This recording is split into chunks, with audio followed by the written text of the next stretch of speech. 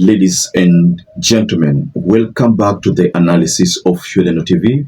I hope you're well. From wherever you're watching this channel, allow me to start this session by appreciating you so much for the support you've given this channel. If you wish to support us, just like this video and subscribe to our channel. Thank you so much. Now, let's quickly dive into this conversation concerning what Governor Mohamed Khalif raised, and that the issue is all about. Sasa niulize, how comes military, Jubaland military waliingia Kenya wakaingia Mandera, which is sovereignty Kenya, nchi yetu, mpaka they have overtook the schools, they are training there. And President Ruto, as the custodian, the armed forces commander-in-chief, you should answer this question very quickly. Kwa nini Jubaland forces wanafanya nini Mandera? Wanafanya nini mpaka wameoccupy shule? Badala watoto wa shule wanasoma, Jubaland forces they are training there. Na Gachagua aliwaambia that those forces they are there. And I've said it before. Yeah. On record, that President William Ruto has a working relationship with Hemeti, the leader of RSF. I have said that and I have evidence. I'm the one who facilitated the meeting. Okay. Jubaland forces who were spotted operating in a camp within Mandera County. Now, first and foremost, let's go direct into a posting that was shared by NTV. And NTV said, Mandera Governor Mohamed Khalif raises alarm on presence of Jubaland forces in the county, says their continued stay threatens Kenya's sovereignty and lives of locals. So there's a very good reason why I've chosen to bring this topic, ladies and gentlemen. It's very simple. This issue, regarding Gachagua kept talking about it in the US. Rigathi talked about SHABAAB, Rigathi talked about RSF forces, Rigathi talked about so many things, talked about foreign forces in the country. Now, this was in the US. So, a couple of days ago, during an interview that was conducted by Yvonne Okwara, again, Rigathi Gachagua pointed to a possibility of foreign forces in the country.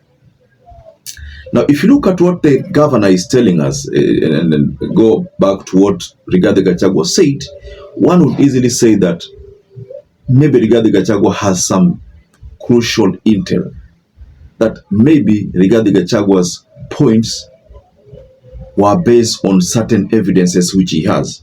Maybe that explains the main reason why he is very confident that whatever he is speaking about is true. Well, time, the faction of the government, like say MURKOMEN, Kidiki, have actually dismissed Rigathi Gachagua as being a total liar. So if that is the case, that Rigathi is a total liar, then what about this statement from Mohamed Khalif? And the governor is talking about a camp.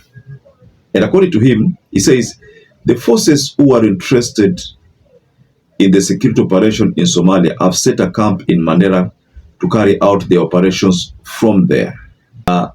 This is very serious, ladies and gentlemen. They have set up their camp from Mandera. From Mandera County. And again, the main reason, according to them, is that they have set up a camp there, but their main interest is Somalia. So I think if I look at this story from a different perspective, security-wise, maybe there's some kind of deal with the Kenya, because there is no way these people can set up a camp in Kenya and the government is not aware. Let me jog your mind a bit. Right now, there is some almost 10 to 9 points which were tabled at the Congress, US Congress. Now, these points are how the US is going to review their foreign policies, especially their relationship with Kenya.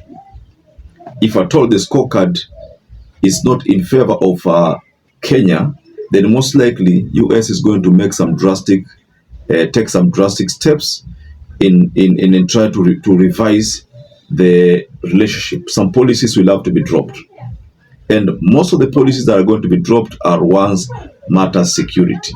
Now, this is not something that Kenya wants. That's why you find that 2 days ago, there was a story that was shared about millions, around almost 500 million that the government is spending on Trump's ally, someone in the US who is supposed to convince the US government that, look here, Kenya is not as bad as being portrayed by some people, especially people who came to the US, especially people like RIGATHI, Gachagua. That person will be looking forward to, convincing the Trump administration not to make some harsh decisions that are going to disadvantage Kenya, especially the issue of AGOA. Because you also realize that there is a UNGA meeting that is going to take place next month, early next month. And Ruto is going to be going to the US for a state visit, and it's going to be the first visit of the US after Trump took over. Now, the main challenge we have for the last 2 weeks is the ongoing fighting in the Somalia side between the federal government of Somalia forces and the Jubaland forces, which is the regional state. What has been happening is that Bulhawa and Mandera is just less than 20 meters. What separates Bulhawa from Mandera is just a no man's land. So when the fighting happens on the other side, and when one group is overpowered, they relocate to Mandera town. As we have been saying for the last couple of days, the Jubaland forces have been pushed out of Bulhawa, that is the Somalia town, and they are operating from the Mandera side, a place called BP1. Last night, unfortunately, we lost a mother. The governor has just delivered that statement, but I've not heard Kithure Kindiki, I've not heard MURKOMEN talk about anything matters these explosive revelations. I've not heard anything from them. I'm here to see any video of them disputing these sentiments from the governor. You remember, this time round, it's not RIGATHI Gachagua making the accusations. It is the governor who is making these accusations. Now, the big question here is, would we also say that this is playing the tribal card? We can't say that the governor is trying to maybe support the opposition, or rather, that's not the point. If the governor has enough evidence, and then evidence has been shown about presence of Jubaland forces there, then I think that a camp is in existence. If a camp is in existence, it means Kenya is aware about this operation. But according to Mandera county government, they feel that this is a security threat to them. Now, there are two things. Maybe the government went into talks with the Jubaland forces so that they can set up a camp there to try to scare Al-Shabaab away. Maybe that is a target. Because when you set up such a camp there, of course, attacks zitakuwa zimekuwa derailed. Because Al-Shabaab will know that kuna security forces pale, na ni no-nonsense people who are ready to deal with any kind of threat. So they will slow down the attack of Mandera County. Maybe that is the reason why that camp is set up there. Maybe the reason is some other arrangement. RIGATHI talked about gold and the like, some other very strange arrangement. Maybe that's the case. But the BP1 camp, which was opened recently, is the biggest contention there. And according to the governor, this is what he has said: we want to call upon the President Ruto, who is also the commander-in-chief, and ask that they close the BP1 camp opened recently. The BP1 camp, which was opened recently. Why does he want that camp closed?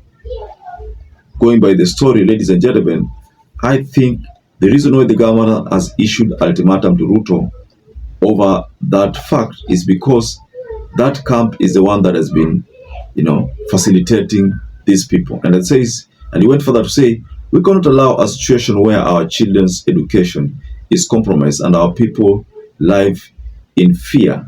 Our people live in fear due to decisions made without involving us. So that is what the governor said, ladies and gentlemen, concerning these Jubaland forces present in Mandera. So I think this story has literally vindicated Rigathi Gachagua, who for many times people have accused of peddling propaganda. So if at all the governor has made this kind of claims, then hapo unaona kwamba kuna ukweli sasa. Ukweli unaanza kujitokeza. Sasa watu watasema Rigathi Gachagua amesema ukweli. Hata ile mambo ya Shabab watasema ni ukweli. Mambo yote yale ya RSF watasema ni ukweli. Because this has vindicated Rigathi Gachagua on the blame games. So perhaps if you're watching this video and you've not subscribed, take 1 second and subscribe, like this video. Until you catch up again, stay safe and stay blessed. Thank you once again for choosing YOLENO TV as your favorite political channel.